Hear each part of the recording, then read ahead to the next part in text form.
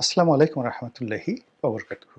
সম্মানিত দর্শক, যে বিষয়টি নিয়ে বা যে খবরটি নিয়ে আলোচনা করব, এটি বেশ পুরনো। কিন্তু রাজনীতি একটি চলমান প্রক্রিয়া। সেই চলমান প্রক্রিয়াতে এটির গুরুত্ব অসাধারণ।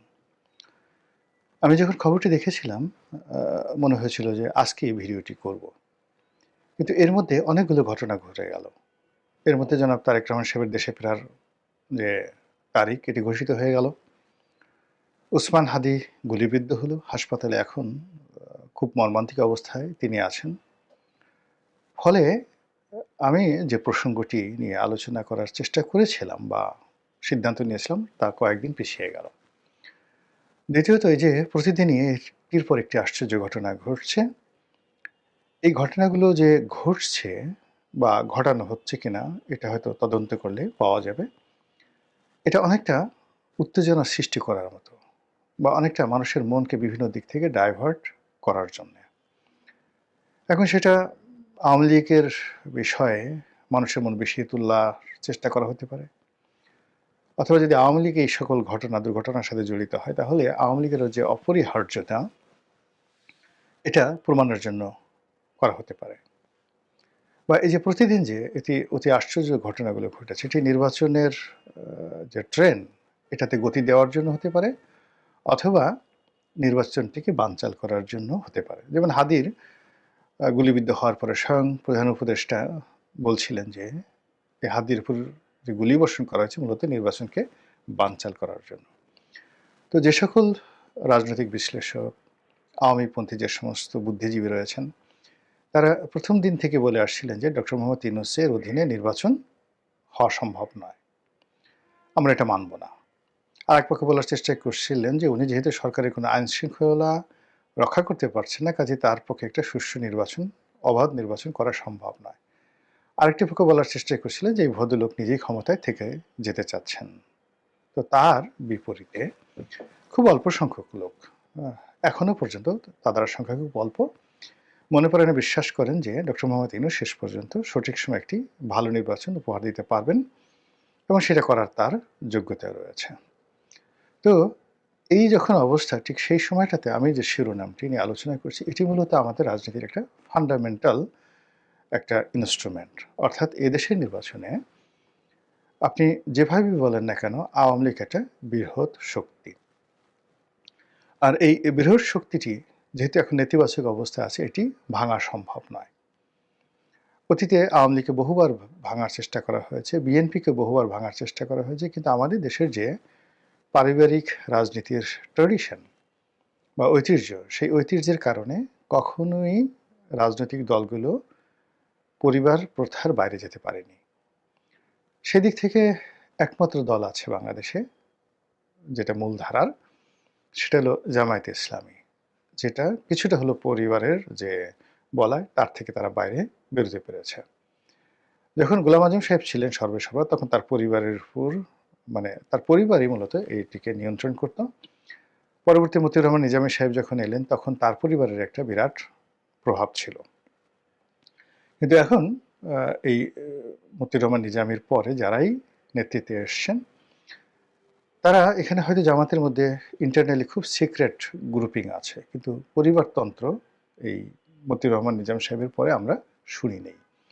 কিন্তু এর বাইরে জাতীয় পার্টি বলেন, বিএনপি, আওয়ামী লীগ, এই তিনটি দল অ্যাবসলিউটলি 100% পরিবার প্রথা দ্বারা নিয়ন্ত্রিত। বড় বড় নেতা বিভিন্ন সময় চেষ্টা করেছেন এই দলের বিরুদ্ধে রুখে দাঁড়ানোর জন্য। জাতীয় পার্টি বহুবার ভেঙেছে, টুকরো টুকরো হয়েছে। কত যে টুকরো হয়েছে তার কোনো ইয়াত্তা নেই। কিন্তু এরশাদের প্রাধান্য, যাকে বলা এখানে, কমানো যায়নি।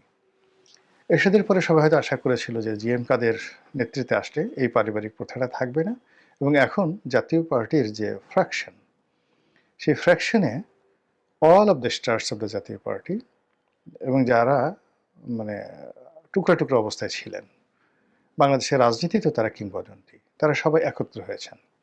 সেটা আনোয়ার হোসেন মঞ্জু বলেন, রুহুল আমিন হাওলাদার বলেন, আনিসুল ইসলাম মাহমুদ বলেন, মুজিবুল হক চুন্নু বলেন, সবাই এখন একদিকে।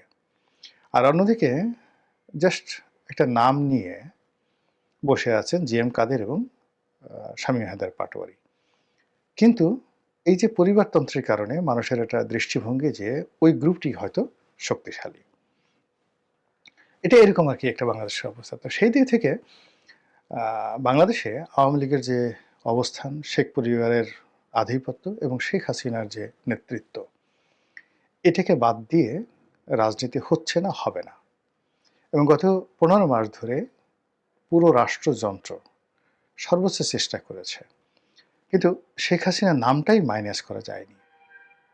তাকে ভয় দেখানো যায়নি। আওয়ামী লীগকে শেখ হাসিনা থেকে বিচ্ছিন্ন করা যায়নি। তো সেই দিক থেকে বারবার যেটা হচ্ছে যে ঘুরে ফিরে শুধু শেখ হাসিনার কথাই সামনে চলে আসে। শেখ হাসিনা কখন কি বললেন, তিনি কাল কি করবেন, আগামীকাল তার প্রোগ্রাম কি, তার মন কেমন, মানসিকতা কেমন, তিনি কি পালিয়ে আছেন, তিনি কি তৃতীয় দেশে যাবেন, চতুর্থ দেশে যাবেন, তিনি কি বেঁচে থাকবেন, মরে যাবেন কিনা, তিনি এখনো জীবিত আছেন কিনা, তার ক্যান্সার এখন কোন স্টেজে আছে, এ সকল নানা রকম ন্যারেটিভ তৈরি করার পরেও শেখ হাসিনার কণ্ঠ থামানো যাচ্ছে না, আর শেখ হাসিনার ভীতিও কাটানো যাচ্ছে না। এগুলোকে সামাল দেওয়ার জন্য সরকার তার প্রোপাগান্ডা মেশিন দিয়ে নানা রকম যাকে বলা হয় আবহাওয়া তৈরি করছে, নানা রকম ওয়েভ, বড় বড় ঝড় ঝাপটা তৈরি করার চেষ্টা করছে। মামলা মোকদ্দমা, হামলা, জুলুম, অত্যাচার, নির্যাতন কোনোটাই কিন্তু বাদ যায়নি। আর এখানে যে সকল রাষ্ট্রীয় মেশিনারিজগুলো সাধারণত পলিটিক্যাল নেতাদেরকে সর্বনাশ করার জন্য ব্যবহার করা হয়, সেগুলো সবই হচ্ছে। কিন্তু ডে বাই ডে দেখা যাচ্ছে যে ও একটা ছোট্ট উদাহরণ দেই। এখন জুনায়েদ আহমেদ পলক জেলখানাতে ছিলেন, এখনো আছেন। কিন্তু প্রথমে একেবারে ভীষণ রকম বিমর্ষ। ভীষণ রকম বিমর্ষ, মাথা নিচু করে আসতেন, যেতেন। তারপরে হাত জোড় করে থাকতেন, সালাম দিতেন। পরবর্তীতে তিনি ভয়ে সেই সালাম দেওয়াও বন্ধ করে দিলেন। আসা যাওয়ার পথে বললেন যে, "আমি আপনাদের সাথে সালাম দেওয়ার চেষ্টা করলে আমার উপর শাস্তি আরোপিত হয়।" হঠাৎ করে দেখা গেল যে সেই পলক মানে তার শিকলবন্দি হাত, হ্যান্ডকাপ পরানো হাত, সেটি উঁচু করে তিনি স্লোগান দিচ্ছেন। তারপর জাতীয় সঙ্গীত গাইছেন। এটি রীতিমতো আওয়ামী লীগ যারা বিরোধী তাদের জন্য একটা চপেটাঘাত, থাপ্পড়ের মতো ঘটনা ঘটে যাচ্ছে। এবং আওয়ামী লীগের অন্যান্য সহযোগী যারা আছেন, যেমন হাসানুল্লাহ ইনু সাহেব আছেন, ইনি তো উঠতে বসতে মশকরা করছেন, আসতে যেতে তিনি মশকরা করছেন। দীপুমণি সাহেব মানে সাহেবা, তিনি যাতায়াত করছেন, সেই মানে অ্যাজ ইট ইজ তিনি যখন শিক্ষামন্ত্রী ছিলেন, পররাষ্ট্রমন্ত্রী ছিলেন, তখন যেভাবে হেলে দুলে হাঁটতেন, ঠিক একইভাবে তার সেই ছন্দময় গতি আবার নতুন করে চালু হয়ে গেছে। তো এই দৃশ্য যেভাবে আমরা দেখছি, একই সঙ্গে কিন্তু আওয়ামী লীগের যারা প্রতিপক্ষ তারাও দেখছেন।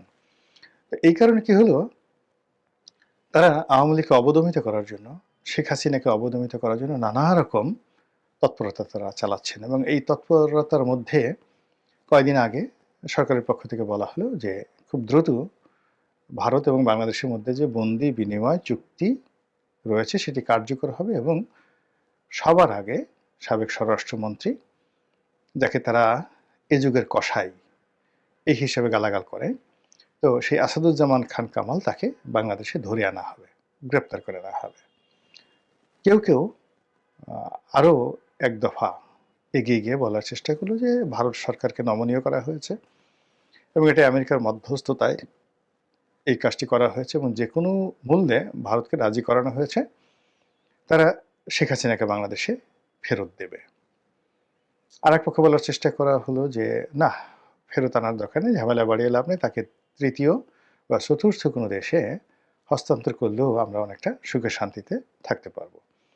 তো এই যখন আলাপ আলোচনা চলছে, ঠিক সেই সময়টাতে পররাষ্ট্র উপদেষ্টা জনাব তৌহিদ, তিনি বেশ স্পষ্ট গলায় বললেন যে ভারত যদি স্বেচ্ছায় ইচ্ছে করে শেখ হাসিনাকে আমাদের হাতে ফেরত না দেয়, তাহলে সরকার হিসেবে, রাষ্ট্র হিসেবে এই মুহূর্তে শেখ হাসিনার বিরুদ্ধে আমাদের কিছুই করার নেই।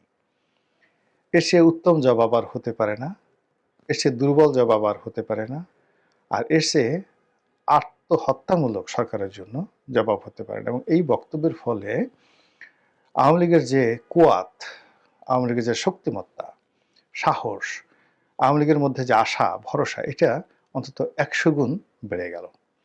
আর জনাব তৌহিদ তিনি যেহেতু খুব ঝানু একজন কূটনীতিবিদ এবং অনেকটা লিবারেল, ব্যক্তিগতভাবে ধানাই-পানাই করা এরকম জিনিস তাকে দেখে মনে হয় না যে তিনি এই কাজগুলো করতে পারেন।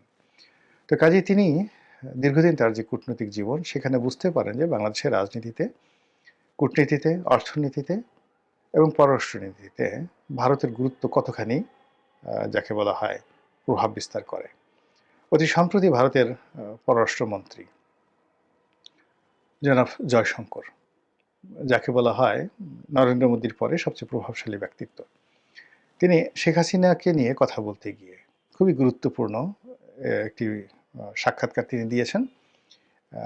ওই দেশের যে সবচেয়ে প্রভাবশালী টেলিভিশন এনডিটিভি, তো সেটার যিনি প্রধান সম্পাদক তার সঙ্গে একটি সাক্ষাৎকার দিতে গিয়ে তিনি যেটি বলেছেন শেখ হাসিনার সম্পর্কে, যে শেখ হাসিনা এখানে কতদিন থাকবেন এটা হাসিনা জি, মানে honourable Sheikh Hasina, your excellency Sheikh Hasina, তার উপর নির্ভর করে।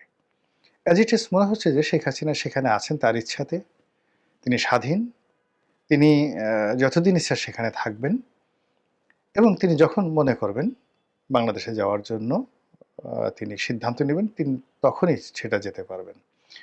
তো ভারতের পররাষ্ট্রমন্ত্রীর এই ধরনের কথা, এটা রীতিমতো একটা বোম ফাটিয়ে দিয়েছে হাসিনা বিরোধীদের মাথার উপরে।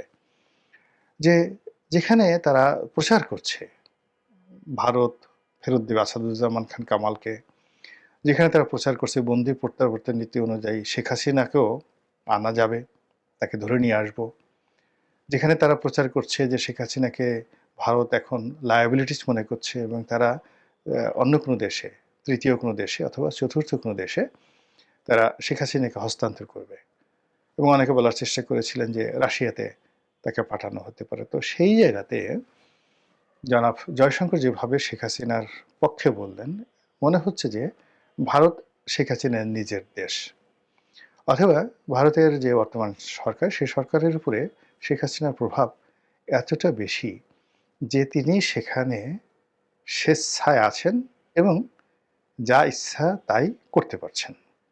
রাজনৈতিক মিটিং, এরপর বক্তৃতা দেওয়া, বিবৃতি দেওয়া, সাক্ষাৎকার দেওয়া, স্বাধীনভাবে চলাফেরা করা, আত্মীয় স্বজনের সাথে সাক্ষাৎ করা থেকে শুরু করে সকল সুযোগ সুবিধা একজন একজন একটা স্বাধীন মানুষের মতো তিনি করতে পারছেন।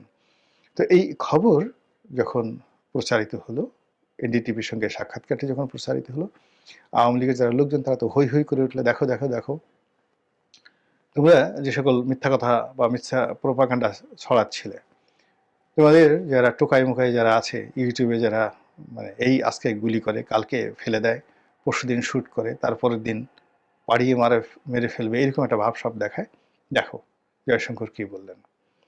তো এই বক্তব্যের পরপরই যখন আবার আমাদের পররাষ্ট্র উপদেষ্টা জনাব তৌহিদ এই শেখ হাসিনার সম্পর্কে যে কথা বললেন, তার প্রেক্ষিতে